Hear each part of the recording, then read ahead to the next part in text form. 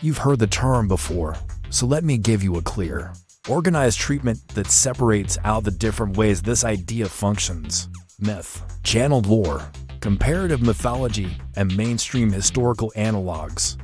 Let's dive into it. First off, what do we mean by broken crowns? We're talking about fallen royal or stellar lineages, thrones rendered ash, rulers deposed or destroyed in galactic wars.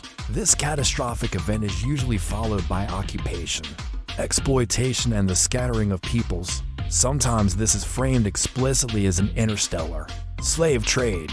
That is the taking, trafficking, breeding, and forced labor of populations across star systems. Two parallel layers seem to be at play here. A more mythic or esoteric layer found in New Age, Starseed, and other channeled literature. The Lyran, Orion, and Draco narratives often have episodes where defeated peoples were enslaved, deported, or genetically harvested. The mechanisms described range from transporter abductions, breeding programs, forced planetary labor, and genetic engineering to create servant classes, hybrids, or worker castes. The purpose in the stories varies. It's resource extraction, control of developing worlds, or creating compliant worker populations. Be a historical analog. Lair. The language of interstellar slave trade is loaded with echoes from Earth history, specifically the transatlantic slave trade, indentured servitude, and colonial labor systems. The taking of people from one place and forcing them into labor in another, often under threat of violence or penalty of death. Many people use the analogy to interpret myths of kidnapped peoples, forced labor, monument building, and mass displacements in ancient texts as echoes of a cosmic version of colonialism. Next up, recurring motifs and claims. Let's look at common threads found in the narratives. Capture and transport. There's an emphasis on beings taken from one world and carried to another.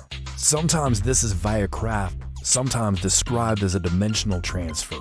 Breeding and genetic programs. Elites or gods crossbreed with locals to produce labor-capable hybrids or to preserve desired traits. Labor and infrastructure. Slaves build monuments, power systems, or extract resources like metals or biological materials. Commodification. Humans or other sentients are treated as assets, biological raw material, workforce, or spiritual energy sources. Erasure and record control. Histories of these trades are buried, falsified, or mythologized, hence broken crowns and rewritten records.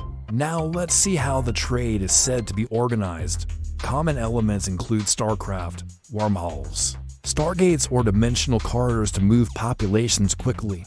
Precious resources, physical, biological, or energetic, are extracted from the source worlds, and there is a sense that galactic syndicates or militaristic empires administer the slave trade with puppet rulers in place. If you're looking for critical perspective, here's what to watch for. What we're dealing with here is interpretation layered atop myth, channeled material, and pattern seeing. The concept is often a metaphor, which can be a powerful one. It draws an analogy between human history and mythic narrative.